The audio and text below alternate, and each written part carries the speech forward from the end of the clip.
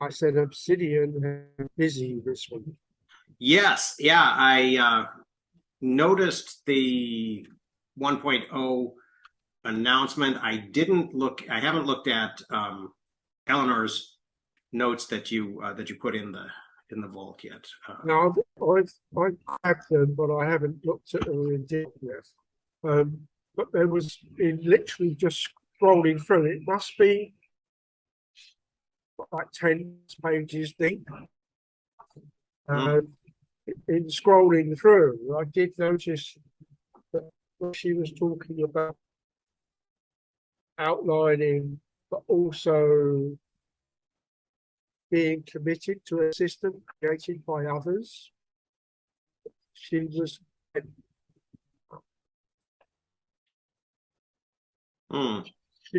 she toned it in quite a nice way, and I thought it really resonated. And I instantly thought of Buzz Lightyear and his Falling with Grace. Now, once he figures out he's actually a toy and that he's actually can't fly and all this thing, but he knows full well that he can glide to a certain extent because he's got a good landing. And it's like, you know, with a normal major work that ILH series, they've been doing for like the last 20 years, testing buildings, but particularly on those like hospitals or data centers, they need to know what happens when it breaks. As in, oh, we are consuming too much power, or yes, we've got a fire alarm, but we still need to move. So you have to construct all these. Once we've proved it can do its job under normal circumstances, these will be abnormal circumstances where something breaks. What happens? And there are times when somebody says, "What do you do?" I say, particularly if I've just been doing a big test on a data center, I say, I break things because I'm always there. You know, we're under normal power, for instance, and then I'll just literally trip the incoming from the utility, and we know all the individual bits work. We just don't necessarily know that they all work together yet. So we do this integrated system test, and then I've got a pocket full of spanners. So once it's in its abnormal condition, what happens? There was one data center where somebody flipped a switch incorrectly, and they sucked the ceiling off the building. There's like 3.2 million euros worth of damage, all because of an electrician outside the building, across the road in the control room, in what was then effectively an unoccupied building, was told, go fix the switch. So he did. He went into the control room, turned the system off. It was a smoke exhaust system. There wasn't a fire, so that's not a problem. He undid and replaced the switch that was faulty, closed the panel, turned it on to check that it was working. And all the security people went running out. And he thought, oh, okay, fine, nothing to do with me. Turned it back off again and went home. The security people are all rushing over to the building because their cameras had all just smashed on the floor. And it was a case of, okay, irrespective of the Sparky doing his job incorrectly, what was the original mistake? Well, the mistake is it was in Frankfurt. Now, Frankfurt in Germany is the place for fire regulation. So the smoke exhaust fan is built like the Bismarck. It will run no matter what, right? And it's only supposed to run for like 600 degrees for 4 hours. Well, this thing looked like it was good for like 4 months. And of course, it just sucked. The design had opening dampers to allow all this exhaust air to come in, except they weren't connected properly. And so the data center room isn't airtight, but it's tighter than most buildings because we don't want the dirt and the dust, etc., etc. So it literally, the ceiling broke faster than the walls. This fan was generally well over an atmosphere of suck.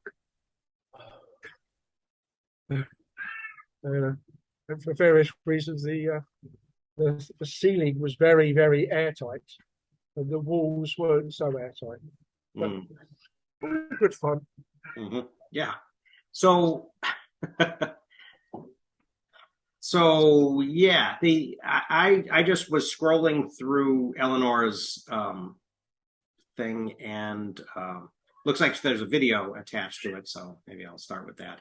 But oh, I see the Buzz Lightyear Falling with Grace thing. You commented in at the end of this article about that, didn't you? So yeah, so I think I will take another look at that. Oh, hey, Chris.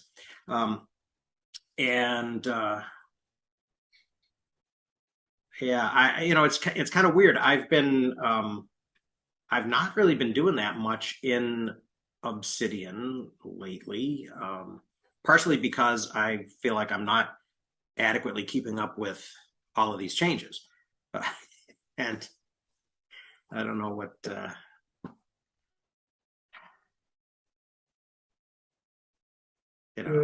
that's difficult, right? Because in this community, we're supposed to be interested in that. Yesterday, Gabe put up his comment and added this AI supported note link. Mark, MX paperwork software. Yeah, let me comment on that.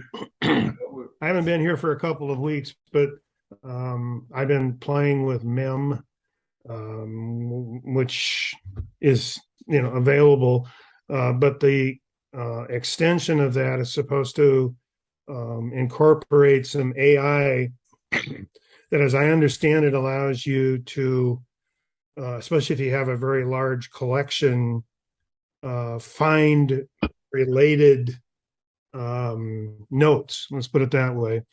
And in your own database, they reference this other article to talk about that talks about how those kinds of things are done.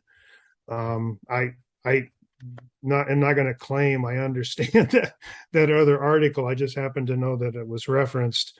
The closest I've come to exploring any of this kind of thing before are some of the AI supposed based attempts to summarize content. And I never found them particularly useful, but they're out there. And the way I understand some of these new ideas is that it kind of creates a summary note by note, and then attempts to find some kind of connection or similarity. That's within your own database, right? Well, MEM AI, yes. When you start looking at pricing, and I haven't actually bought the $10 per month personal account, but there's also a team account, and that's you can find it within, you can find connections within your own collection. But if you get the team account, you supposedly can find connections across team members, which sounds kind of interesting, as maybe as an educational application or something like that. But the price goes up fairly quickly. I think the individual account is $10 a month, and then I forget what the team 15 or 17 or something like that. But I just think, the technology is interesting and appealing on the surface. I don't know how well it works or how it works, but that whole idea, and I think it's been mentioned here several times, of creating these giant collections and then struggling to find interconnections, right? There's obviously an issue there that's been identified. Right. So, Pat, did you say you've played around with the AI a bit? Yeah, I started a few months ago with an app called Personal AI, and I haven't gotten very far with it because it requires you to put in a large amount of information before you can run the AI. And I haven't, it didn't seem to be gaining a lot of traction. MEM AI I've tried and I've got it on the computer. I'm ignoring personal AI pretty much for the time being because of what I just said. Mem AI I'm using more or less as a quick capture and waiting to see what it will do in terms of the AI. But I like it as a quick capture.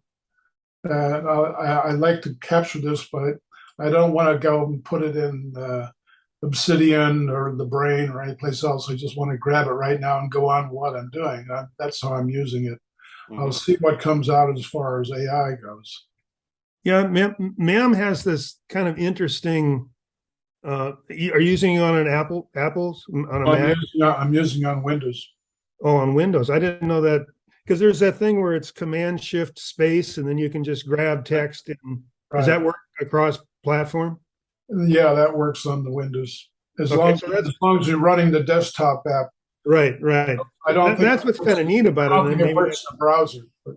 Right. Is that what you mean by it's convenient for capturing stuff? You can work and I mean, that's what I did. Right. I moved a lot of stuff. I moved a lot of stuff over from like Obsidian, just doing that. It's almost like a cut and paste, but it works across. I mean, that's one way to think about it. And that was a way to kind of effectively move a bunch of content in. So I'm signed up for the free exploratory thing, but I've never been contacted, and I've been trying to figure out, it's good to actually meet somebody who's used the $10 a month thing to see what they think. Yeah. I've been I have had the sneak peek of Tana for a while, and I know that's made a big splash in the last week or so because it went out. It's out of hiding, but I think it's making a big splash with the Rome crowd, which I'm not really part of, and really I haven't. I thought it was. I kind of played with it a little bit. And it didn't really grab my imagination in the way that Scrintal has, because Scrintal definitely has, and I'm really, whoops, sorry about that, the wrong button. I'm really enjoying that because it feels, more like this kind of thing, more like cards that I can stick some text and some links and some images and even some video, which I haven't done yet, but I'm actually I was actually thinking what I was thinking was I'm taking my book back from Yale because they didn't really do anything with it, and it's been out since June of 2020, and it's just sort of languishing there. And I thought, well, if I'm not, and I've already sort of gotten credit for it towards tenure, I think, so I don't have to, worry about that anymore. It's already, it's in the agrarian studies series. It's legit. So it's not like, I think if I take it back now and self-publish it, I don't think that diminishes its credibility. And actually what I could do is I could add a whole lot of stuff around it and make it more of and make it just more useful, right? Because one of the things, I wasn't able to put in images into the Yale text. They were gonna charge me for putting in more than like 30 images, and then once I picked 30 images, it turned out that I wasn't able to put them all in because the company that I was working with out in Kalamazoo had been a family company, but then it had changed hands. It had been bought by a German concern, and then they sold it to Archer's Daniel Midland. And so I called out to the plant manager, who is now an ADM employee, and he said, well, those photos that you took 5 years ago, I can't authorize you to use them. So let me refer you to somebody in corporate legal. And of course, that got nowhere. And so I was left with in this position where I had images for the first section and the second section, but not the third section. So I said, well, hell with it, just take them all out. Yeah, I've had a very similar experience. My wife and I had a technology for teachers undergraduate textbook, first published with Houghton Mifflin, and then eventually with Cengage, and we had it for 5 editions or 15 years. And I had an interest, similar kind of thing. Once you're an academic and you're tenured, and okay, that if you're not making a bunch of money, we actually made pretty decent money, but I had an idea way back, maybe 10 years ago, for what I thought was a $29 textbook. Mm-hmm. And what I wanted to do was to take the core concepts out of the book, make that what I had actually written primers that were bundled with other textbooks on technology applications as well. Mm-hmm. So I wanted to call that a primer. And then I thought, well, the internet is a great way to expand the material that you're willing to offer. And, for me, it was about undergraduates. Some would be, high school teachers, and some would be elementary teachers, and some would be science teachers. And, in the areas in which I had expertise, I wanted to, add this additional content. Mm-hmm. And the other thing I was interested in is that, because I had been a multi edition author, Mm-hmm. instead of that scramble every 3 years, which was what our books was cycled on, in the last 2 or 3 months to revise the book, I said, well, why don't I just write continuously? Why don't you pay me a couple $1,000? I'll write continuously. I'll put the new stuff on the web. Anybody who has the book, can get that stuff. Mm-hmm. And that's really more effective, because if you get into this kind of field, technology and education, which was always changing, what I thought my field was, it changes so fast that by the time your book is in somebody's hands, it's really 7 or 8 months past the time you wrote stuff. Right. And a lot of the things aren't, there's things that you wrote about that aren't even in existence anymore. So right. I always thought that would be a great, that was a great situation. I was trying to, get them to commit to, here's a neat idea. Let's explore it. This is a perfect idea to explore it with, because it changes so fast. And, Right. It's not going to be that expensive for you, but I never could get them to do it. And I finally did the same thing. They gave me my copyright back. And so that's how I got a Kindle book. Yeah. So, and that, it seems like, they were very apologetic at Yale, like, oh, it came out in June 2020. We were just locking down and working remotely and yada, yada, yada. And okay, I understand that. And it served my purpose, right? It got me a job, a tenure track job, and, I'll be able to put it on my, my promotion application or whatever, tenure and promotion. And that, but now it's sort of like, and actually I was thinking, well, I'll reissue this thing as a free ebook in Pressbooks. And so as I was doing that, I thought, well, I can put back those 30 images.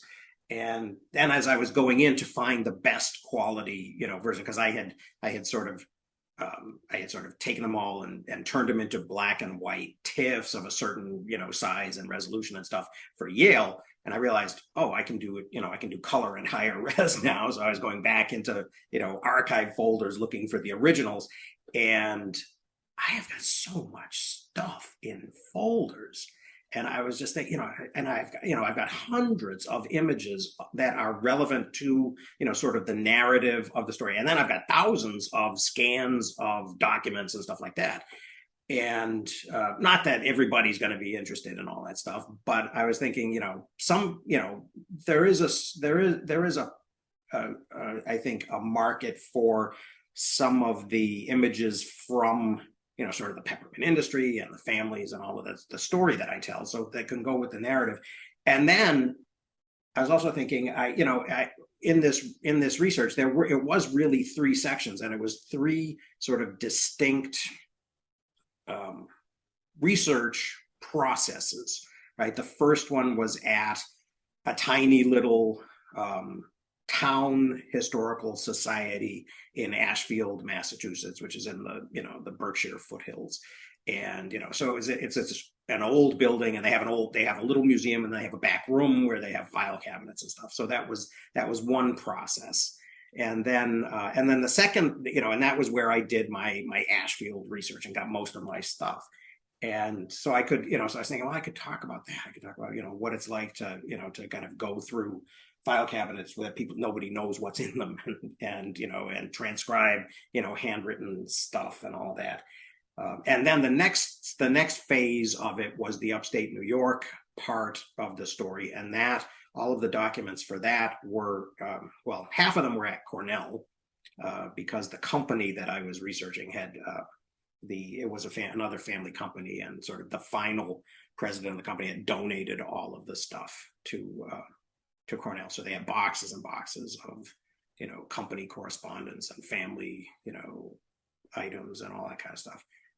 And then the final one was at this other company in Kalamazoo. So I thought, well, I could kind of create a, because I've been working with students on, kind of research, and writing and note making and all that. I could sort of create a documentary of, this is how a, dissertation was done. And I could do all of that sort of adjacent to a print book, but maybe or maybe linked into an ebook, right? And then, and so then I've been thinking, could I use something like Scrintal to, because I know, and I don't know, I mean, maybe it's just me and, in my, kind of visual learner style, right? But it seems like it works, it's really cool to have these cards. And, and they can just be titles, or they can be sort of little thumbnails of cards, or you can expand them to the full card, and you can sort of toggle between those things. And then basically link them together and then move them around so that you've got, clusters of things. And that seemed to me to be like what I had wanted 10 years ago in Tinderbox, and people like, Beck Tench were insisting it was possible, if you were a coder, but I wasn't going to dig that deep into it. So the question that I have is, really, and I'm on this Scrintal Slack, and I'm asking it, and I haven't gotten a solid answer yet, is, there right now, the way that it works is, your data is in the cloud somewhere, on the Scrintal, AWS server. And you can publish boards out of that, right? And they, and so basically you can, and it creates a URL for you. And then as you update the board, basically it's updated, you can republish it, and it just publishes to that same URL. So anybody who has that can see the updates. So I thought, oh, that would be cool. That would be a way to, sort of have a sort of a research collection that, that people could access, and that sort of, work with the garage door thing. There's another capability to create a team where people can also edit. That's yet another layer, which I haven't really thought about yet. But, I think I might be able to do something with my students with that. And then, but then the question becomes, well, okay, what happens when they get to the point where, like Obsidian, you can operate this app on your own remote data? Then what, then does this publish function work? Does the sharing function, kind of work in the same way? And I'm hoping that it will, because then I think it could be that, sort of missing link, for me at least, of how to sort of connect a core thing, a published book with, sort of meta stuff, with a constellation of, of material and content that people can, and also it kind of goes to that, missing link. It goes to that kind of non-linearity thing that we've kind of talked about off and on, right? Of is it possible, to allow people to kind of take a random walk through a set of content and get something meaningful out of it. And I think I'm not, it'll be an experiment, but I'm thinking if I took it chapter by chapter and didn't try to throw the entire collection, onto one page. The pages are, of course, of infinite size, but I'm not sure that everybody wants to navigate something that big, where we have to follow the little connection lines, and scroll till you get to the end point. I don't know. I think it might be kind of fun. I think you're in a good situation because you're still actively working with students. Mm-hmm. And, the question I'm sure somebody has about this kind of idea is just who is the audience, and what are they willing to invest themselves. So for, a bunch of professionals or people with a common interest, it probably sounds great, but then it always translates into kind of a market question. If I don't know, maybe you don't think that way, or certainly if you're trying to sell the primer in addition to other stuff, you have to, is anybody, I mean, it makes such great sense until you say, well, who's willing to put in the work on their end to benefit from a structure that's that loose. And I mean, is the instructor going to kind of carve out assignments? Is this a way to kind of connect the creativity of an author and an instructor in a useful way? I mean, right. Yeah, all kinds of options seem out there, but which ones are practical, perhaps? Right. Well, and it always amazed me that, I mean, if you can throw the net wide enough, right? If it's a global, market that you're addressing, that does sort of increase the possibility that you'll find enough people to sort of make a market. And I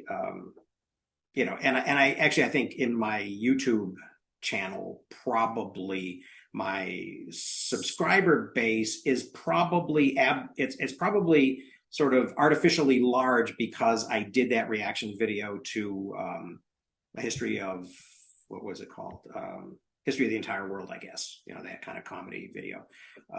I did a kind of a reaction video to that, and that got thousands and thousands of views. And that was actually kind of what pushed me over the edge into monetization, which has never been a big thing, really. There's not been a lot of money, but it is, I think the money is a way of keeping score. Yeah, I think so. I mean, that's the way I think of it. Right. It's it's not going to buy me a new car. It's not going to buy me much of anything, but it's a sign that you're working on something that others find value with, and that's, I think, the interesting part about, is anybody actually willing to pay for it or join up or whatever? Right.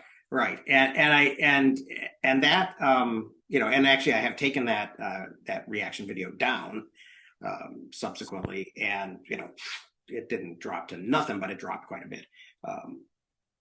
But it was aging, and I just wasn't happy with some of the comments that I was getting. It's just like, I don't need that in my life. So I removed that, but I also, I mean, previously when I had been when I had just been like running websites, I used to just run websites for all my stuff when I was a grad student.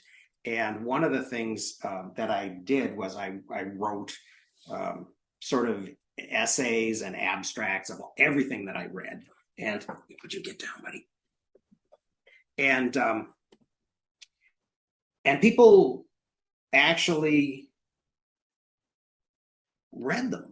I couldn't, and I just had them out on the web, and I had those little counters that that made a map of all the people where they were, that were looking at the thing, and it was just blowing my mind that that people were actually, and it was probably like grad students who were cheating and using mine rather than writing one themselves.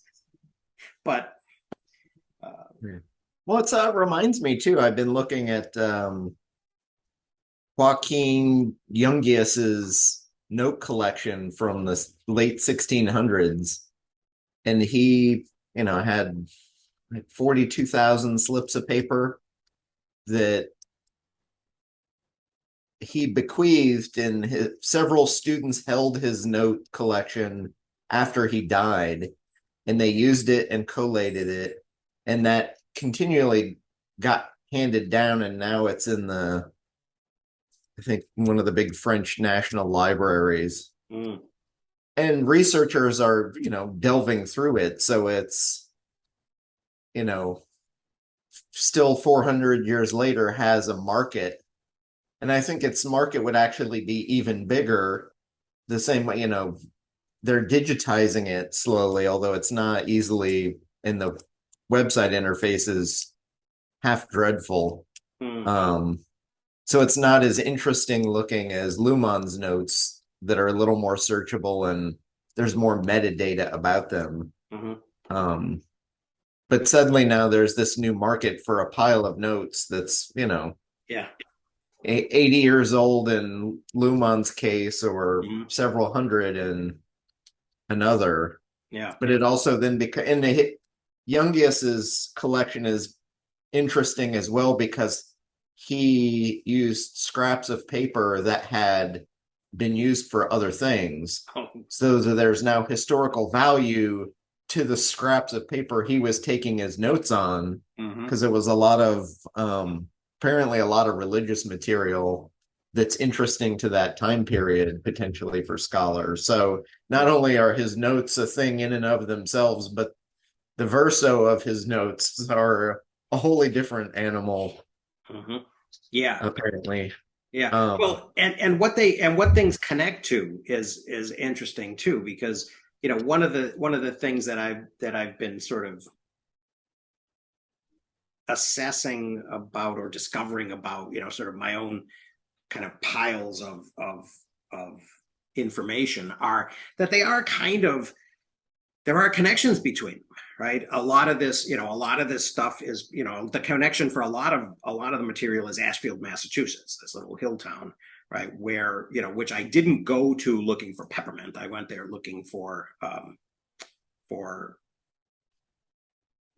Charles Knowlton, right? Who I only knew about because I was thinking I might write a biography of Charles Bradlaugh in the London Secularist. And he had been prosecuted, along with Annie Besant, for republishing Charles Knowlton's Fruits of Philosophy, his birth control manual, in which Knowlton had published and been jailed for in 1833.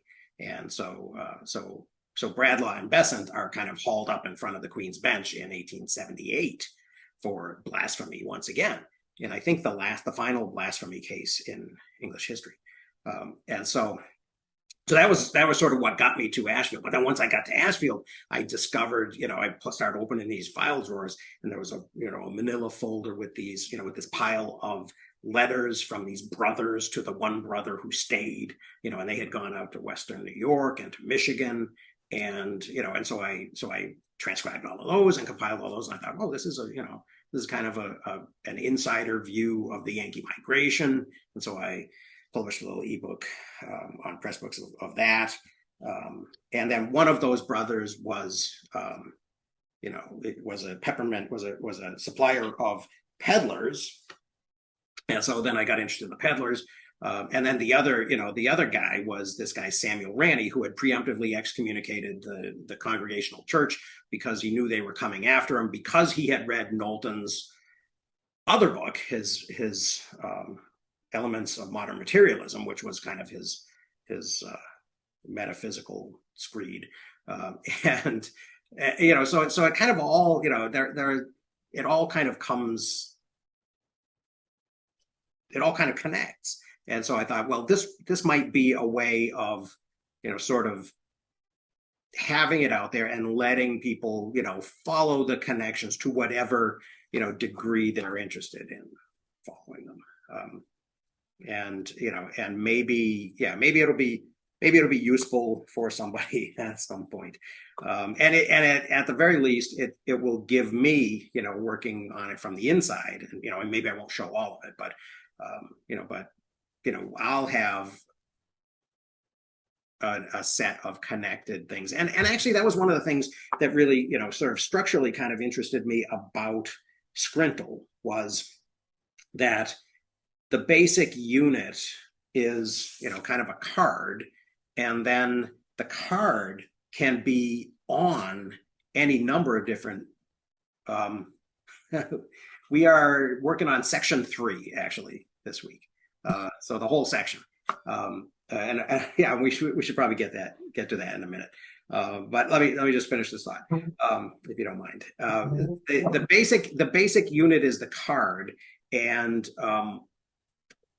then the cards can exist on any number of boards, right? And they have a kind of a trail that says, these are the things that they're linked with, these are the other cards they're linked with, and these are the boards that they're on, right? And so I think that might be kind of interesting and valuable. And you can actually link to a board as well. You can just like sort of put a link to a board in deliberately. So I think that might be promising. But yeah, we should probably, we've been talking for a half hour, so we should probably talk about Poorly Understood. It was a good intro, good warm up. Okay, good. Come for the economics, or come for the note making, stay for the economics, or whatever. So what about, why is there poverty? That's the section.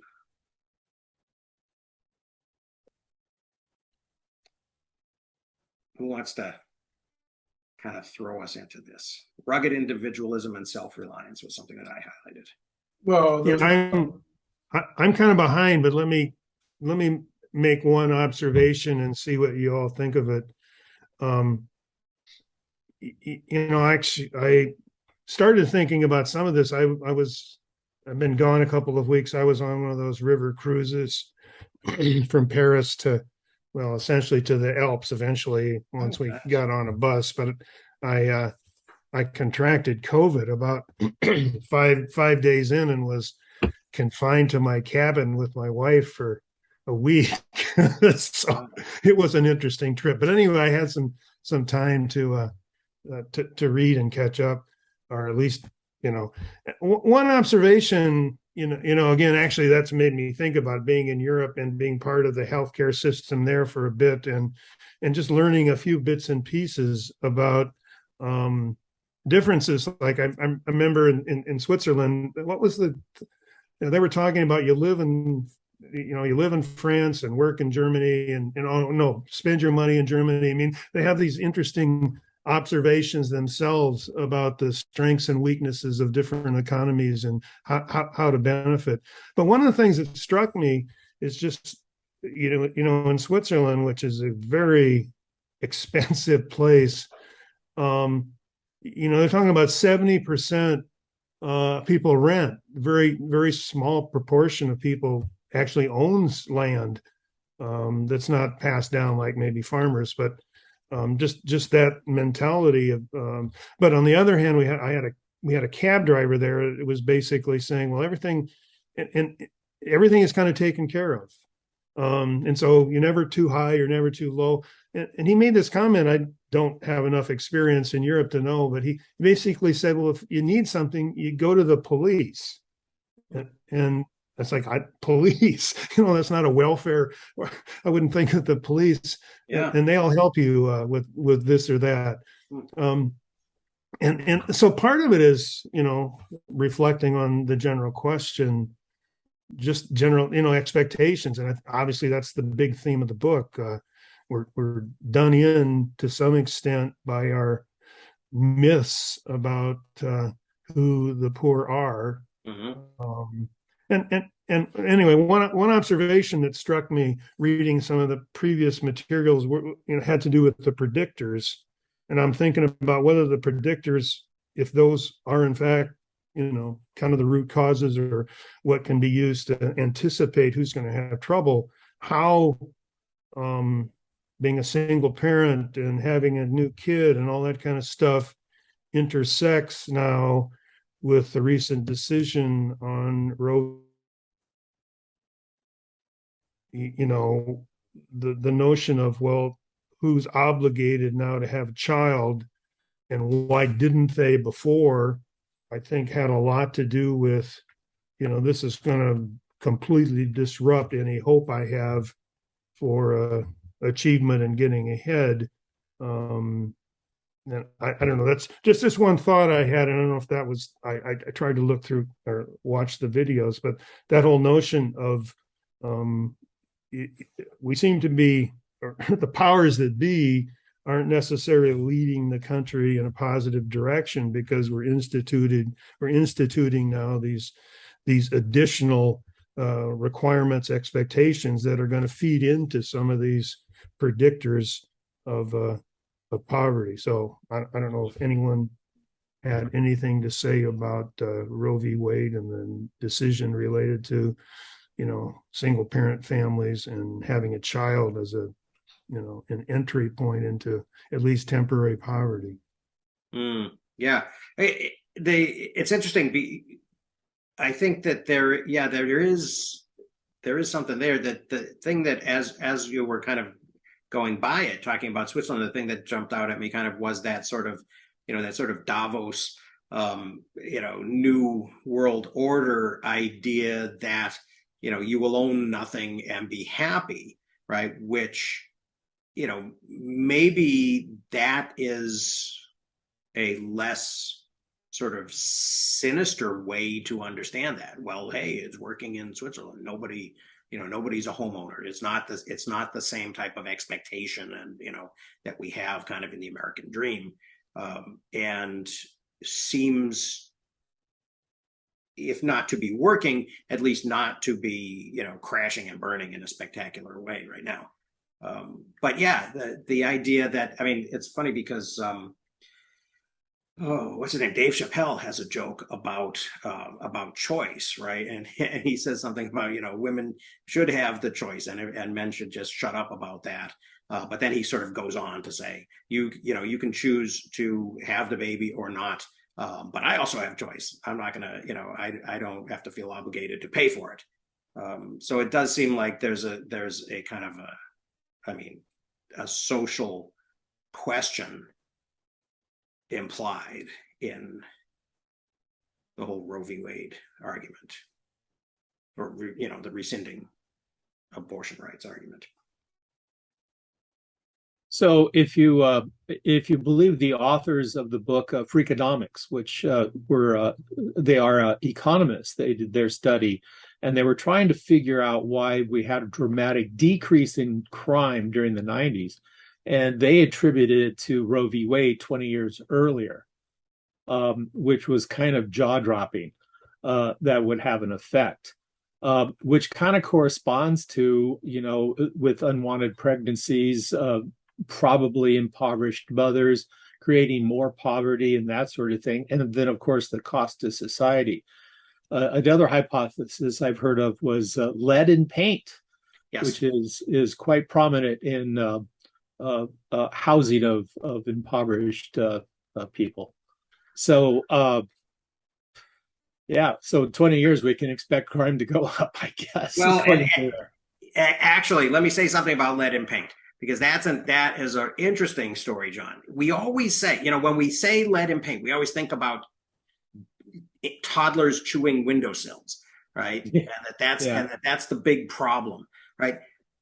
It wasn't lead in paint; it was lead in the air. And that's a reality that has been erased in a huge way. That the atmospheric concentrations of lead before it was taken out of gasoline was like 400 times the natural level, and which isn't meaningful by itself, but it was so high that it was in an unsafe range, and especially in cities, right? And nationally, people have measured a 10% drop in children's IQs during the leaded gas era, and then in addition to intelligence, there's the whole there's the whole rage issue, and controlling behavior. So yeah, I think that's a huge thing. It's kind of weird. The Freakonomics, Levitt and who's the other guy? It reminded me of Dubner. Yeah, it reminds me of when I was an undergraduate. We had to read. I think Lester Thoreau's Zero Sum Society had just come out, as well as I think we had to read another book called Abortion, Baseball, and Weed, which was kind of an attempt to I guess make economics interesting to undergraduates. but yeah, it is. And then the other side of that issue also is that at least one of the purported motivations, and this may be claimed more by their adversaries than by the proponents of abortion, is what at 100 years ago in the progressive era would have been called race suicide, right? That that whites are not reproducing in large enough quantities, and that that in America the majority of abortions are white babies.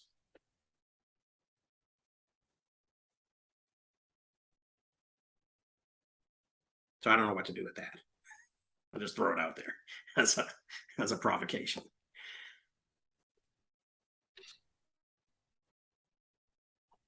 Well, I think it fits with all the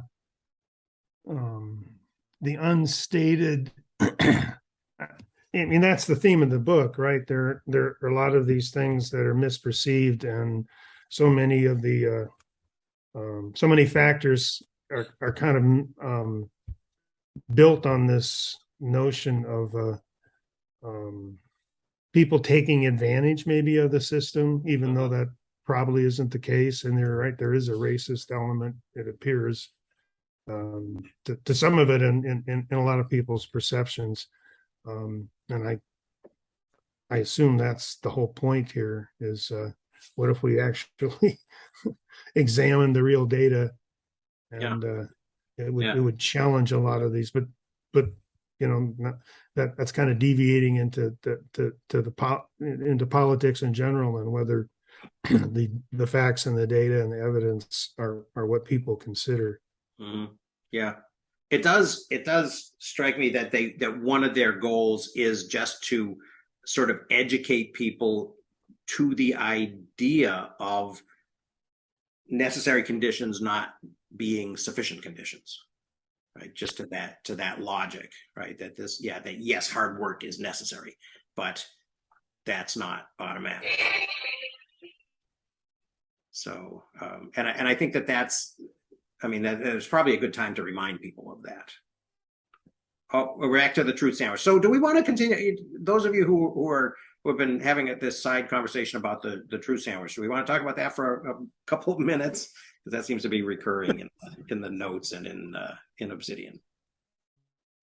Well, it also plays into what stories do we tell about ourselves, and what's fact versus fiction, because we can, a lot of politics these days seems to be, I call it FUD, fear, uncertainty, and doubt, which you latch onto, and that forces the narrative to move in a direction.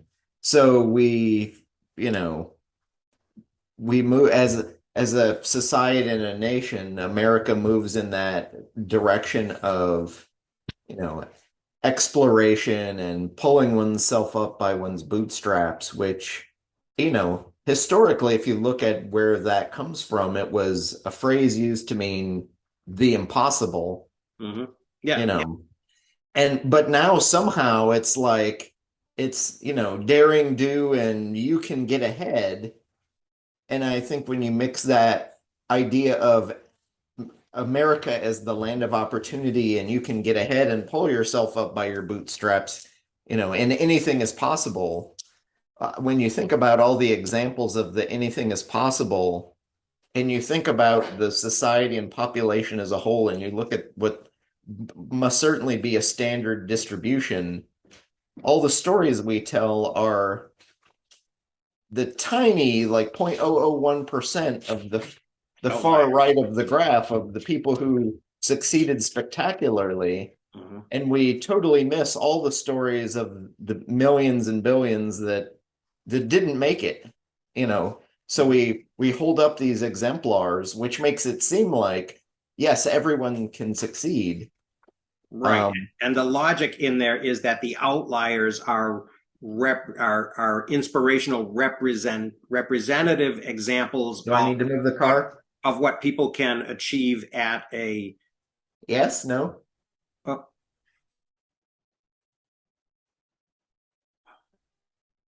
Sorry about that.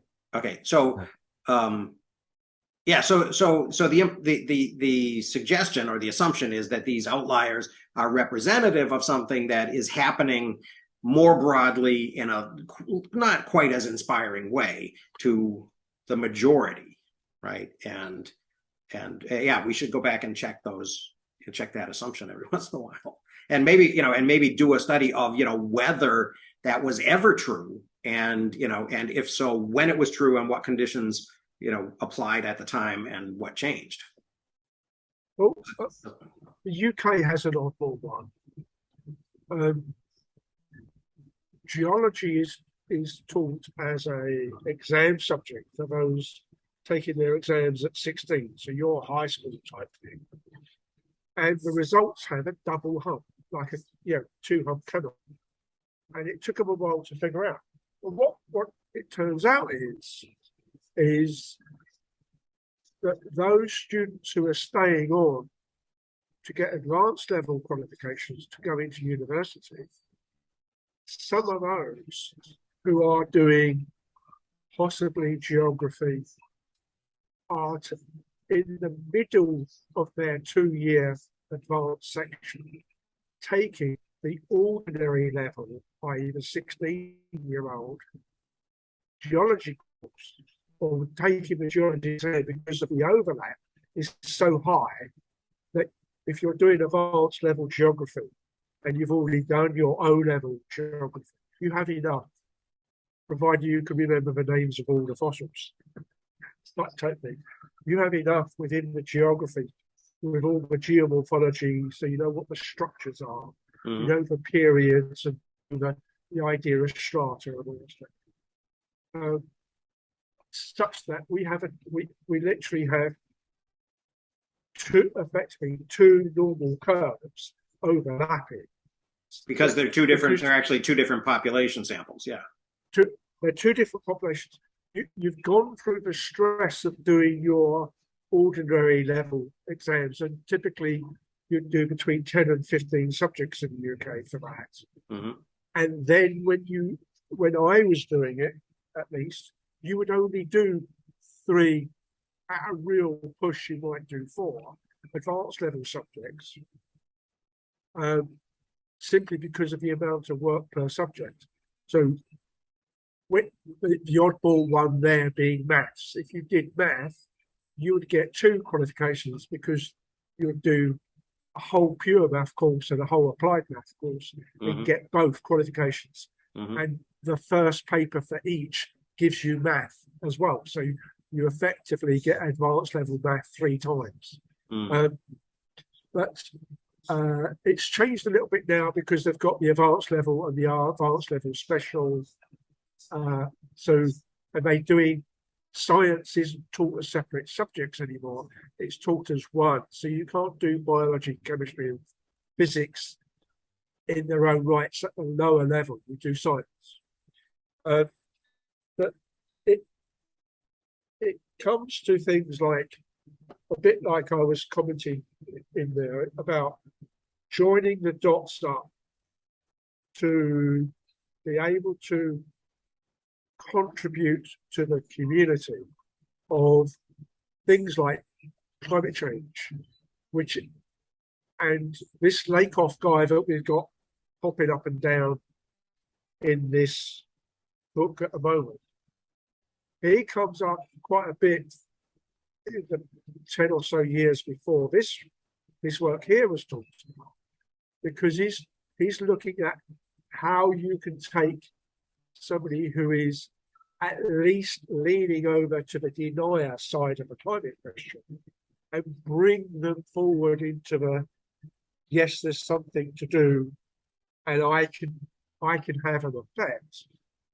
because I'm only 1 of 7 billion. And it's a bit like there's that thing where somebody says, oh, but it's only one straw. And the person says, yeah, but there's 7 billion of you.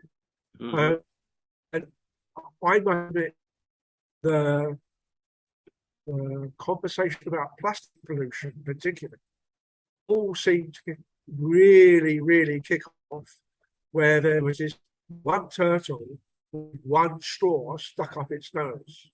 And then from that point on, most of Europe introduced a single-use ban for plastic, particularly plastic bags. Right? It's even arrived here, so much so that they have banned single-use bags regardless of what it's made of. So if you're having a really thin paper bag, you can't do that anymore. You have to have a significant weight paper bag that you can come back and use. And if you need a single-use one, you have to pay for it. You can't just get it free at the counter. So the work that Lakoff was doing, and there's another pair of people, Ed somebody, I forget the other name, all being picked up by this climate change woman who's Catherine Hayhoe. She's a Canadian, but now married and lives in Texas, as in, of all the places to be a climate scientist, let's go to Texas. With the accusation of the socialist Californians managed to duck their blackout season the other day because it was too hot. And they all point over to, yeah, but we didn't have a blackout like you did, did we? And she's a evangelical Christian as well.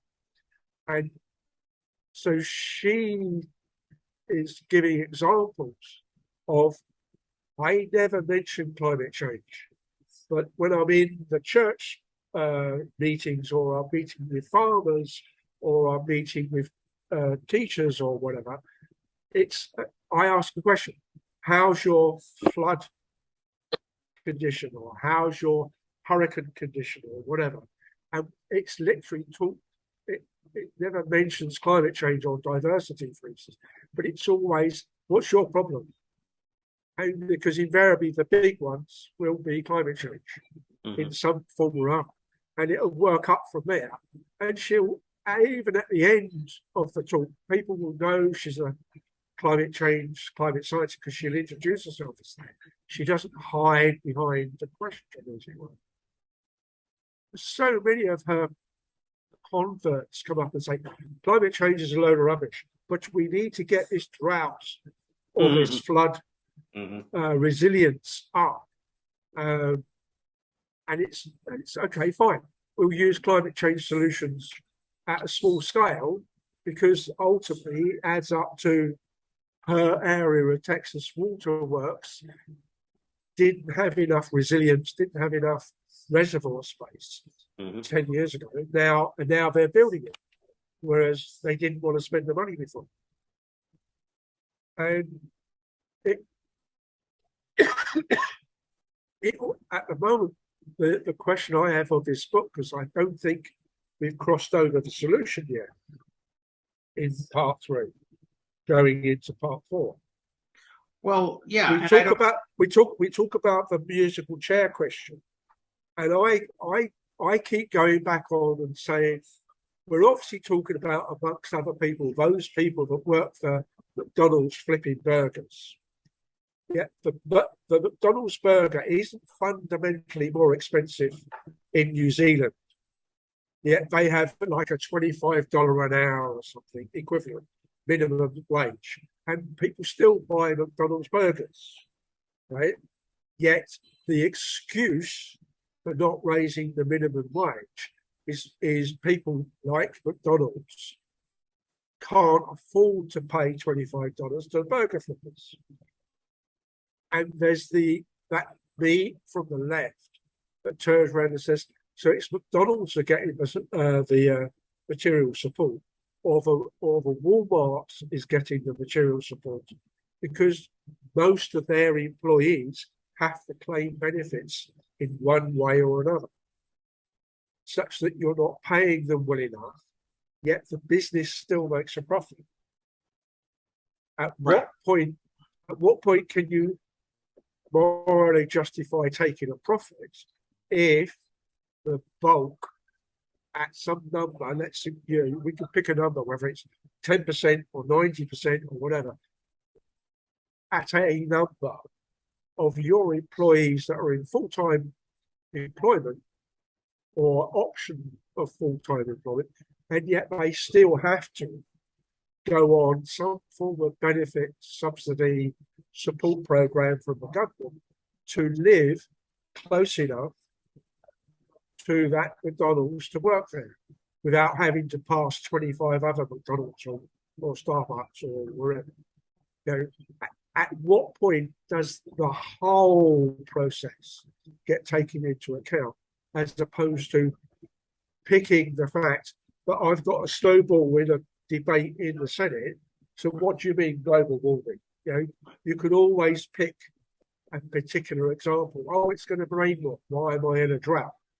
Because over there it's raining more, and you're in a drought because it's raining over there. You know, it's those people that choose, seemingly in some respects, to ignore the fact that, and we go back to the education point for a minute, 50% of the people will be below average in math. You know, when somebody stands up in a house and says that's unacceptable, I have to go to and turn around and say, which school did you go to? Because you want your money back. Because if if 50% of the people are below average in math, that's unacceptable. How could that be a true statement? Yeah. Well, but I think it yes, I think it sort of points towards something, though, right? Because, you know, for in this section, what we're looking at is and I do want to say about Walmart. I tend to think of Walmart as a place where, yeah, a lot of people are on some type of assistance or getting food stamps or, you know, or things like that. I do know of, you know, anecdotally of people who worked at the local Walmart and worked, for example, at the hospital where my wife is a pathologist assistant, and kept a Walmart job because that's where the benefits were better. So I don't know that you know that this is a universal thing, but accepting that it's kind of generally an issue, and in this expert appraisal at the end of this chapter that I'm looking at right now, 34 million people living below the poverty line, and this isn't just this isn't just what you're talking about, Tim. That 50% are below the average, right? This is the poverty line is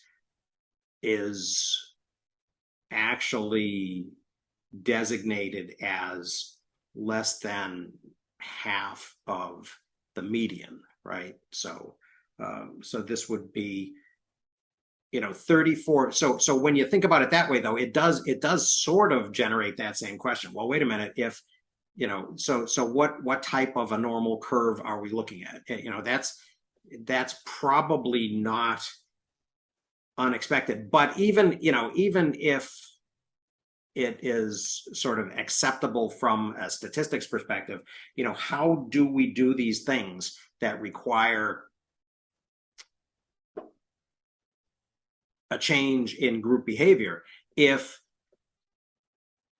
a lot of people who are going to be asked to do something, right, to stop using plastic straws or plastic bags or something like that, are feeling that they're living on the edge of an abyss already? And is that something, and this goes back to what Mark was talking about earlier, if everything is taken care of in a society, does that sort of change that equation? and what does it mean? What's counted when we ask, how much do you need to earn in a society where, assuming, everything actually is taken care of, it is. Yeah. And what's the income for? I think the Section 3 medical example about the nurse stroke, the training of medical assistant, the nurse assistant, up to a liaison nurse, then on to a registered nurse, such that they can start earning a sensible amount of money. We got the same problem at the moment in the UK, where they're taking away the assistants to what is effectively the student nurses, such that they end up with a US style education debt, which is relative to their norm, because obviously there is effectively a national wage policy for the NHS. It varies with modifiers across the regions and how much of a big city versus a little city and all that sort of stuff. So obviously London gets a bigger weighting so they probably get 120% of the salary. So that's on like a cost of living basis? Yeah, but there's a number that's come from somewhere that is being used, and they use it in the tax system as well, such that it's more expensive to go to work in London because everybody travels, as opposed to, when I was working in Bath at one point, I could literally walk to the office round the corner. But in proportion to the size of Bath to London, it was the same distance as a proportion from when I used to live in Enfield, up by the Royal Small Arms Factory, and I was working in central London. It was relative. Bath is only 90,000 people, as opposed to London is like 8 million, 9 million. But it's the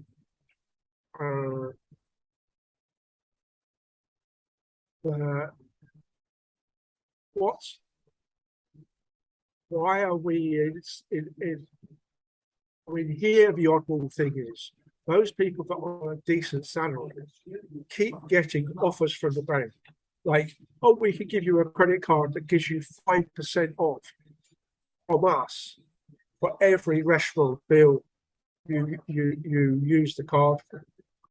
And you turn around and say, well, I don't need the 5% off. I've got a decent salary. What about the little guy over there?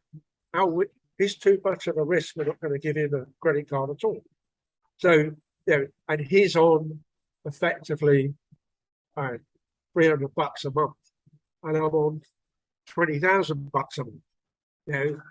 But I get the deal. I get the all the little perks, and he gets nothing. And he's the guy that pours the concrete type thing or whatever. So. But I like this musical chairs metaphor in the sense of there was one who was talking about got the job 2.5 years later, but his fear is somebody's going to take a chair away. And the number of chairs follows the boom bust cycle of the economy. Yeah. And it's like, okay, so who benefits from the boom bust? Those people making speculative investments. Who's the bosses? Those people making the speculative investments. And this week in the UK, top tax rate went down and went back up again, because there was sufficient amount of hoo-ha.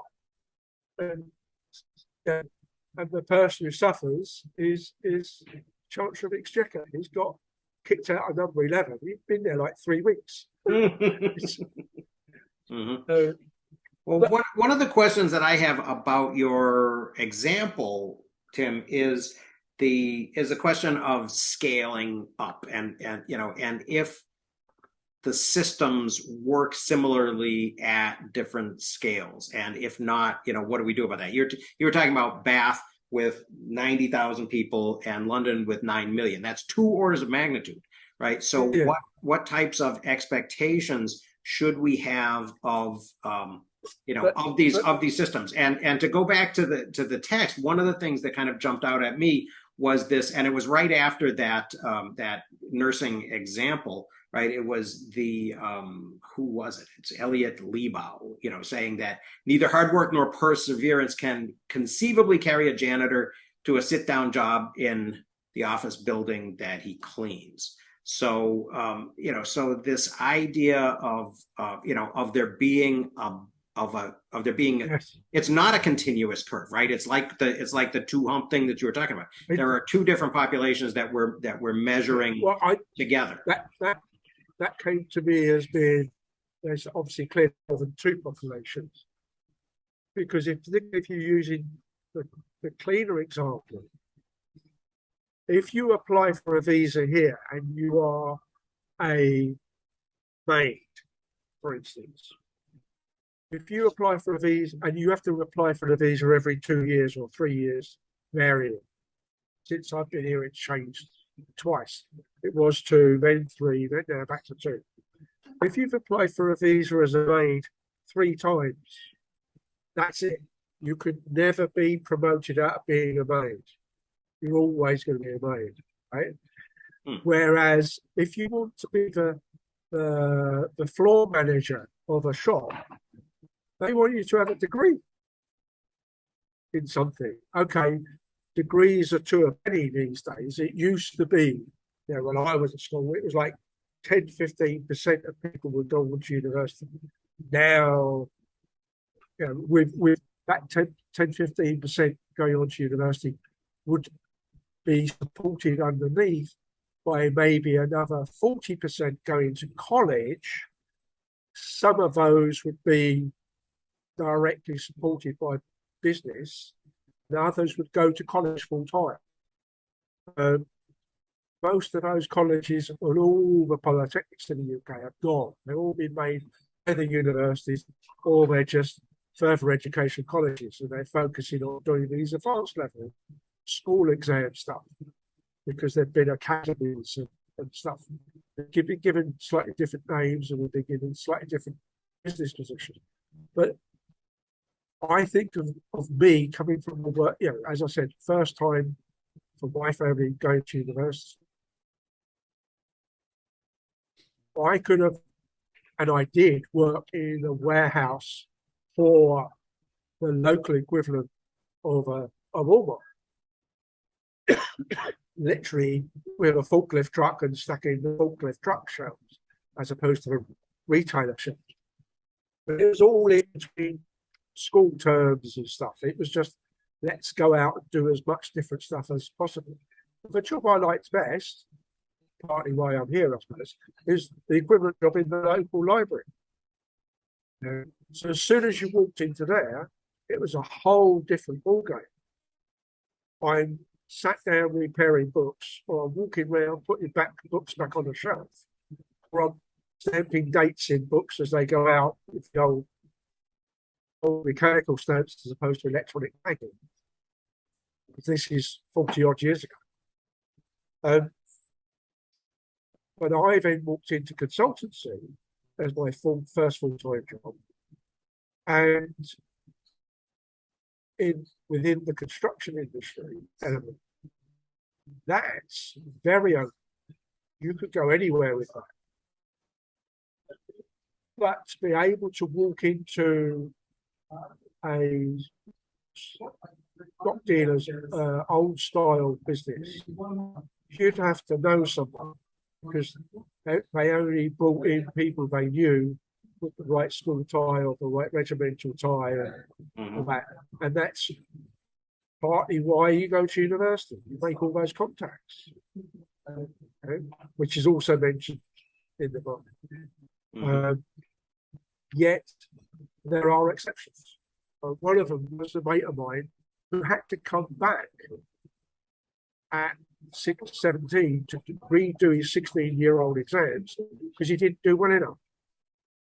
And then I met him a couple of years later, and his pay rise for moving desks within the bank was my whole salary at that point as a junior engineer. And all he's doing is moving money about. Mhm. So, and it, and I think the other number that has to be monitored and, dare I say, controlled here is what's the ratio of the CEO package versus the bottom entry producer, not the cleaners and the tea ladies and the admins that stuff so much, but the basic guy on the production line, assuming they've got on the robotic production line, the basic bricklayer type, the core producer. Mhm. What are they getting total package? And what's the CEO getting total package? Well, it's kind of funny at my university, we had the inauguration ceremony for our new president yesterday. And Yeah. and he is coming in at a time of a little bit of a budget crisis. He says, we're going to have to make some hard decisions. I'm going to have to make some hard decisions, was part of his speech that he made. And yeah, I'm sure we are. Our enrollment is down, and it was going down before COVID, and then COVID made it worse.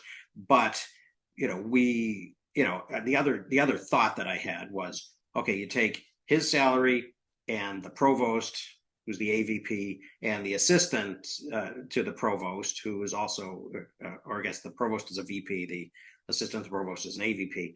You take their salaries together, and you can buy 10 of me. So who's creating value in this equation, and what do we, and what do we make of that? And I think that goes to that question of which chapter am I in now? I'm on around page 95 of deserving, right? Because this is a thing that they also kind of that is talked about quite a bit in here. Needy families are seen as, welfare queens and undeserving, and people at the top are seen as very deserving, right? I mean, this was a celebration. We all dressed up in our regalia, and we processed and recessed, and there was music, and there was a catered affair afterwards. And and this is a small university with like 3,000 students, and people were flown in from I don't know, all over the place. A lot from California. It seemed like from the California state system, which I think is where this guy had worked before, probably. But so count the money, but also count carbon footprint. Yeah, yeah. So what about this? What about everybody? What about this whole question of deserving? It seems apropos because I've been reading at the same time David Graeber's Bullshit Jobs. Yeah. And if you want to really be depressed, read that and this book at the same time, and maybe Deserving all at the same time. Mm-hmm. But I'm struck too because sometime in the last 2 weeks, somebody sent out a tweet saying, there's a woman in every system named, it was a generic name like Gladys or Gloria, she's the secretary of the provost, and she is literally the one that makes the entire university run. Right. And everyone knows this. Mm-hmm.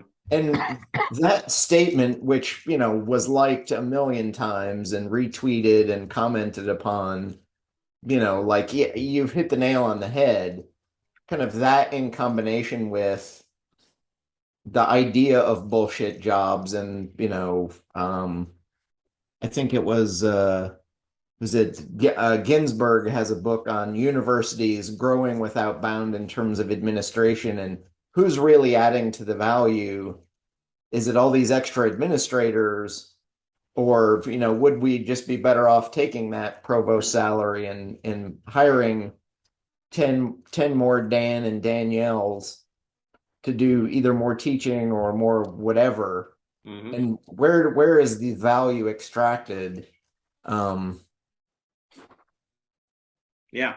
Well, the whole educational equation I mean, we have a gun to people's heads because we are accredited, right? So you can't get I mean, and I think about this all the time. Whenever I see a tweet from Torrent, for example, right? He's going to the Open University, and it's like, okay, when is this model going to change? Well, No, there is. part of the issue is where does the money come from? Mm-hmm. And if you look at business and corporations and publicly traded companies, why does the CEO make money, or what? Well, the board, right, representing the shareholders, rewards that person for a certain kind of behavior. Doesn't and I wonder, not necessarily based on, not necessarily based on the benefit to the employees. It's really about, even making good decisions it's basically a reward for generating increase in the in the value of shares, right? And I wonder if universities are the same way, because anybody who's worked in a university probably has recognized all the associates and assistants and all that kind of stuff. And one way I think about it is, well, it's not about generating tuition dollars necessarily, because the universities get their funds from so many different places. Some of it may have to do with impressing the public, alumni who give money. And so they are not necessarily impressed by the productivity in somebody's classroom, or people who's supporting grant development and research, because that's another source of money. So I don't know either. I mean, obviously, everybody who works has seen the proliferation of the assistants and associates, and adjuncts. And adjuncts, yeah, that's right. At the bottom, the people who do the money, who do the work. I mean, so we switched over from tenure track to adjuncts now so often. We, and it kind of, I just posted a link to this book, Managed by the Markets, by Gerald Davis, and the subtitle is How Finance Reshaped America. And his thesis is basically that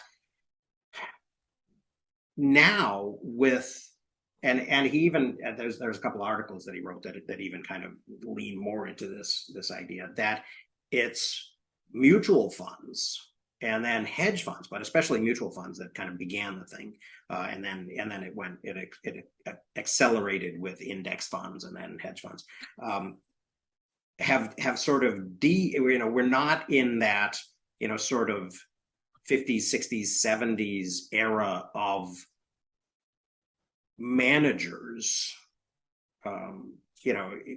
that are where shareholders, Mark, as you're saying, kind of do influence and do sort of make these, a lot of these types of decisions based on kind of a longer term sort of increase of shareholder value, sort of a calculus, but that it's more and more based, and especially after the age of Fidelity Magellan kind of gave way to Vanguard index funds, right? And we sort of moved to a place where there isn't anybody at Vanguard, right? There isn't what was that guy's name, Lynch, who ran Magellan. There isn't an equivalent of that anymore, right? Where somebody can say, well, okay, in the old, following the model of JP Morgan and company, right? I'm going to put somebody on your board that's going to look after our interests because you're using our monies that we've invested. That doesn't, that happens to a much less and decreasing extent, that we have to ask, where and how and why are these decisions being made and these choices being taken? Going back a second to your question or your comment about accreditation in colleges. There's some good in accreditation in that it is harder for people to sell snake oil and have a product that doesn't do anything. Yeah. But I think is probably the bigger factor that I see at play, and I'm seeing it more at play as I'm reading this book. I haven't tagged somewhere in my notes about it's not even just decision making under uncertainty, but there seems to be a pattern where we tend to make decisions based on possibilities rather than actual realities. And one of the biggest examples that I've seen is in how kids choose college, or how parents nudge kids to choose particular colleges, because there's this, whether you're, I think if you're a smart kid and you go to Harvard, you're going to have probably the same exact outcome as if you go to your local community college, and you'll do just as well. But there's this perception that you're going to meet and see the movers and the shakers and have a better outcome by going to Harvard. And statistics, if you look at upward mobility based on where people choose to go to college, there is now essentially incontrovertible evidence that unless you are one of the poorest and most marginalized children in your generation going to college, choosing Harvard gives you zero help at all. Your statistical outcome as a middle class or even upper middle class kid is exactly the same whether you go to Harvard or you do go to your public school. But yet there's this inordinate amount of value placed on the rankings in US News and World Report that you go to a top 10 school. And that almost never plays out in reality for the vast majority of people. It's only the super marginalized who can go to Harvard and Yale that they have dramatically better outcomes a decade or two on. Everybody else, it's a total wash. But we're still making those choices based on the possibility that, oh, I may do that much better. And I think similarly, even when it comes to voting and tax policy, with that American exceptionalism, I'm going to do better perspective, poor people don't want to pay more taxes because they think either I'm going to win the lottery next week or I'm going to suddenly become successful and be a multimillionaire. And in that eventuality, I don't want to have high taxes.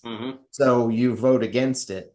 And you're voting more on the fear and the possibility than you are on the reality. And the reality is the chance that Joe Blow becomes wildly successful. I mean, even in a case like a Zuckerberg, or even the entire Hollywood system, everybody moves to LA to become the next Tom Cruise. But in reality, your chance is literally like winning the lottery. And I can guarantee you, Tom Cruise he's not really a super talented guy.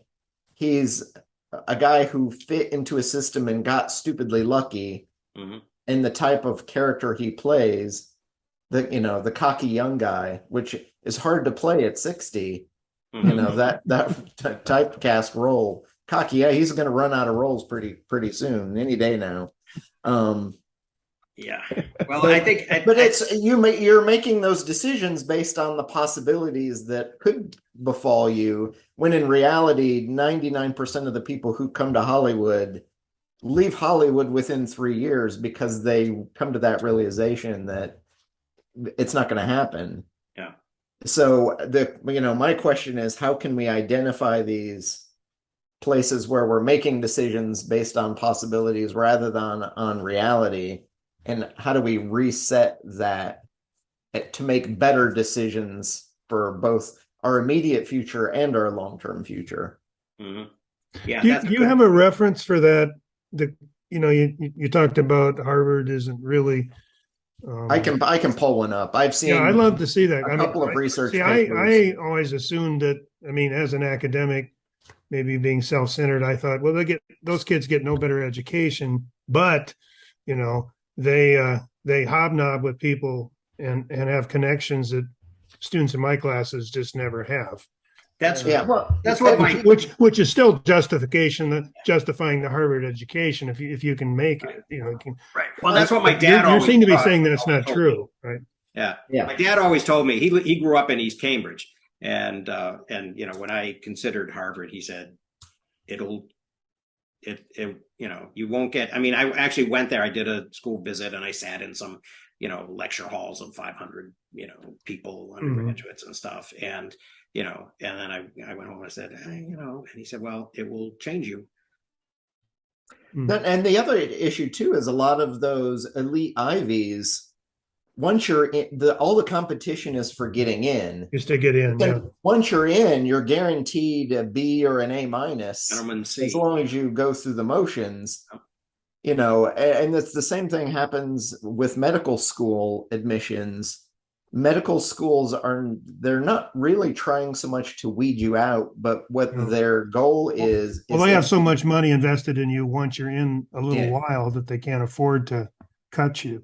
Yeah, it's once you're accepted, 99% of you need to graduate and go be doctors. Right. And that doesn't happen with economics of law school. Only about a third of people who go to law school actually leave and practice like what most would consider actual law as a lawyer, a judge, or some other thing. And the other 2/3 go to business or do something else where their law degree may do them some good, but they're not, technically on a day-to-day basis practicing law.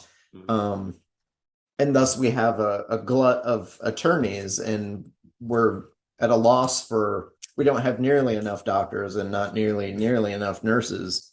But then when you look at how we remunerate those professions too, nurses are incredibly well paid. Yeah. But there's no respect, there's no value added to that as a thing, the way we, although Mehmet Oz is apparently, destroying the value of having an MD degree these days because, Well, who knew doctors could be shitty assholes, But we also see in the news every day, like, or every couple of weeks, this doctor was doing bad, horrible things, Mm-hmm. Well, it's that whole kind of package of, again, it's about deserving, right? It's about heroic, ness. You are, if you're a doctor, you are, you're a pillar of the community. And so, or supposedly, yeah. One of the other weird things that seems to be at play too, and Tim mentioned it earlier with the Bath, London, and but in my family, we use big chunks of my family are from, the cornfields of Illinois, and invariably when we talk politics, they all view all of their money and taxes as going to support the people in Chicago. But when you look at the number, Chicago is 99% of the state of Illinois in terms of population. And so I think one of the other issues we've got is statistically and evolutionarily, people grew up in small groups and bands, and we didn't evolve to live in cities.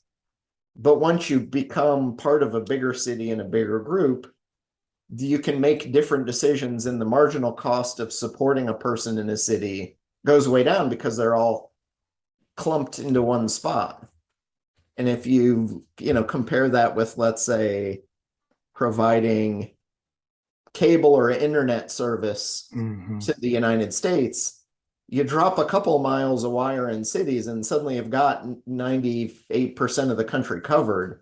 But the incremental cost of covering and digging and laying wire to that guy in his farm in Iowa is stupidly high. So, if you're a person who lives out in the middle of nowhere, the cost of services to you is going to be way higher. Mhm. Um, Well, and a market economy is not going to accommodate that. yeah. Yet Right, another good example of that are the transportation costs for K-12 education in cities where most kids can walk or take a bus versus, how much money you have to put into buses in a lot of rural areas. I grew up in rural Appalachia, and there was one choice of a school for me to go to unless I was going to fly away to a private school somewhere.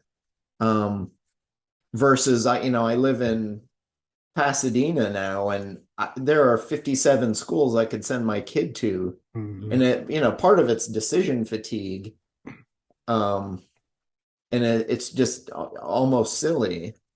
But the other issue too is I think from that evolutionary perspective, we're making those decisions kind of based on possibilities or versus reality is also impacted on the fear thing. And if I'm living on my own with my own family or small band, I may tend to be more conservative in the decisions I make because I know this is the decisions we've made have gotten us to where we are now versus now we're living in larger interconnected societies that are more resilient, particularly if you're in a bigger city. You can make different decisions than you could living in smaller groups or bands. And I don't think we're not able to leverage those longer term decisions because we've evolved to make decisions at much smaller levels. And which makes it easier for politicians to, spew that fear, uncertainty, and doubt to get us to go back to that small mentality rather than a larger societal. And in fact, you even see it now. It's, Trump in the America First philosophy. It literally is going against that world connectedness that literally creates a mesh that would potentially support us all.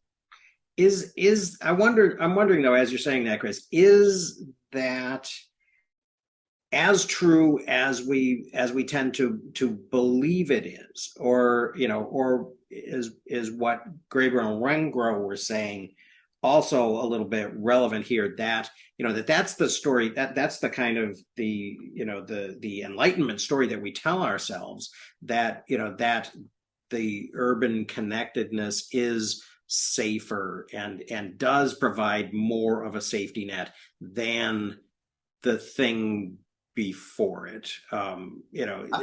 Because one of the as you were talking, one of the things I was thinking was, well, in a small community where everybody knew each other, right? Did people actually go hungry? And I was dealing with that kind of this week in my South and Southeast Asia class. We were sort of talking about especially Southeast Asia, as European colonialism happened, right? We start measuring economics, right? Because we have things to measure economically, like rice production becomes commercial, right? And so we start to say, well, okay, now we have numbers that we can talk about, right? But my question is, did anybody actually, before rice was commercialized in Southeast Asia, did people in villages starve, or did they, or was there, what we would now call an informal economy, because it was a market economy that took care of them, right? And so, I guess I don't know, maybe I'm quibbling, but it does, it seems like that whole argument that you're talking about, that the conservatives are making of going back to this thing, is kind of flawed, and is kind of based on mythology, maybe more than on data.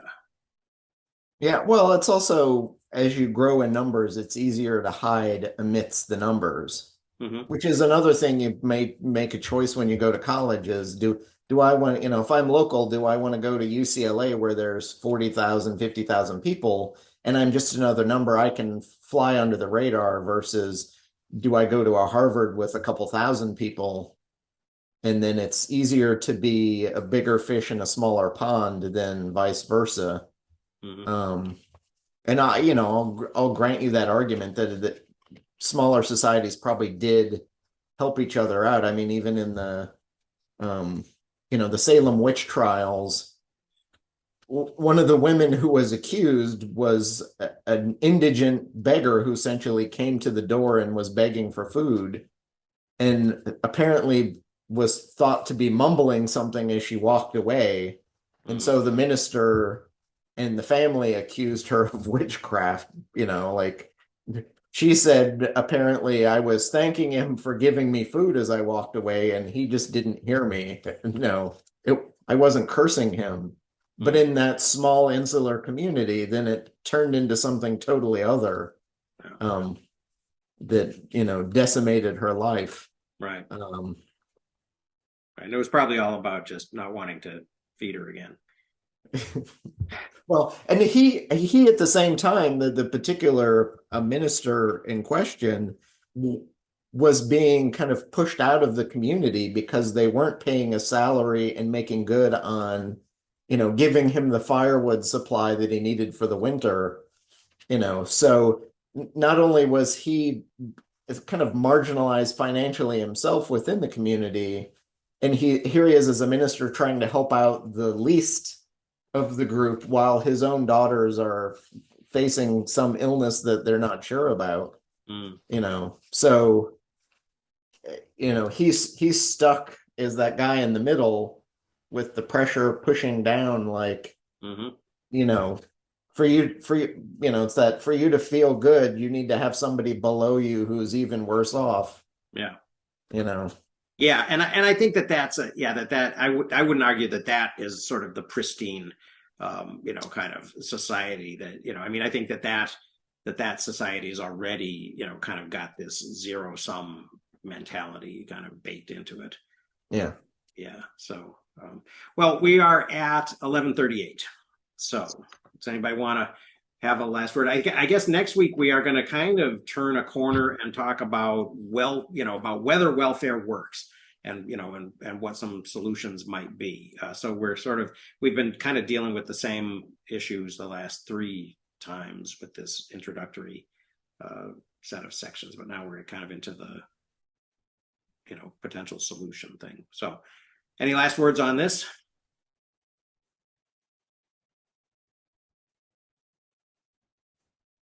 All right. Well, I'm going to continue playing around with going to the other topic. I'm going to continue playing around with Scrintal and maybe start to think about how I'm going to do more that's outward facing, and share kind of share more of the stuff that I'm doing. So these things you create, these boards with cards, I mean, is there a way to share that to other people? Actually, hang on. Like, don't. Yeah, I'd like to see one. Do you have to be a Scrintal, convert yourself, or I mean, because you're talking about using with students, right? Yeah, I will. Just give me a second. I will give you the link. I think I just grabbed it. Let me see. Well, I know you had done experiments before, Dan, with Obsidian Publish, which is kind of that same model. Yeah, except this is easier. How did that go? Is the UI simpler or better? The UI here is simpler, and the thing about Scrintal is that it's just based on these cards, right? And so it's and this one that I've just shared out is a read-only version. And so the thing that I did was I created a Dropbox like I did with our shared vault, and students were actually able to go in there and mess around. And so, yeah, and I wanted to do that, but I didn't really take advantage of that, or they didn't really do that much altering of the text or commenting on it within the vault. So I think that type of thing, that type of experience might be better done with something like Hypothesis. Or my other question too is, can I take little bits and pieces of what you've got and use that for myself, even if it's read only? Yes, yes. I think on any of these little cards, you can. There are some options. I think one of the things you can do is you can download it as a markdown file. Yeah, because I know there are tools, they're quieter and more marginal. Yeah. But things like Ward Cunningham's FedWiki is a card-based system that is typically seen online. Mhm. But if you had, one or more cards in a certain area and I liked those, I literally could just kind of drag and drop them into my own collection, and suddenly I've got them now and they're kind of pre-referenced to all the details you had. Mhm. And I think he uses commons licensing Mhm. for Yeah, how those are and how they're referenced, so that you kind of know where your card came from, but then you can take it and modify it from there. Mhm. And that kind of model is super interesting to me for large collections of notes in the way that we're doing them generally. Right, and yeah, and I think that the sharing thing will be. I don't really understand that as well as I want to yet, but I think that might be. So I can take the contents of a card and bring it into Mem. That's kind of interesting. Yeah. So a card from one of the cards from your display. So basically there's a way to share the content across environments if you want. Yeah, and I think that there are more. I don't want to be a spokesperson for the Scrintal folks, but what I've heard so far is that there are more features coming. Right now, you can sort of download markdown files a card at a time, and in the future you'll be able to to take a whole to upload and download entire entire collections. So maybe we'll talk more about that too. I'm going to continue kind of messing with this, adding things to it, and then having overlapping boards that deal with sort of adjacent stuff and seeing how they might relate with each other. It's a different concept than having the one graph of the entire Obsidian vault, which I loved, but only from a kind of a bragging perspective. It wasn't that useful for me. It just made me feel good. Well, it kind of reminds me too of I saw it's a guy who's getting his PhD in France has a setup called or an app called Cosma, I think COSMA, and it's a kind of a graph view of notes that's probably not too dissimilar from what Scrintal is, but I think they're trying to build it in a kind of basic standards way. I know it works with Zettler for basic text, and I presume it would potentially work with Obsidian, but I haven't downloaded it and played with it yet. But essentially, you have all your notes in a place, and you can point the application at that collection, and it will then generate the graph and add functionality on top of what you've already got. So you don't need it's not quite like a plugin.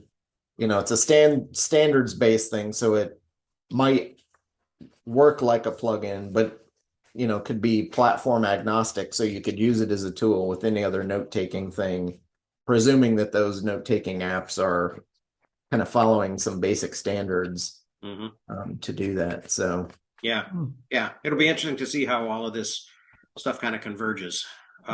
Okay, see you later. Yeah, or it would be better if this whole space were not playing the zero-sum game of you have to use one thing and one thing only, but you could, choose your text editor, choose your user interface. Yeah. Here are other tools you can add that you just point it to a section or a subsection of your notes and we'll do all the work. Right. But instead, everybody seems to want to build everything from scratch, from the ground up.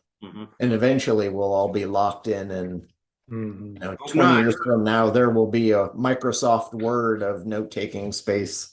God. application, and nobody will innovate on it anymore. I hope not. No. That's the dystopia. Yeah. All right. Well, on that positive note, we got to go. So Always positive notes. yeah. All right. Thanks, Thanks a Dan. lot, everybody. See ya. Thanks, Dan.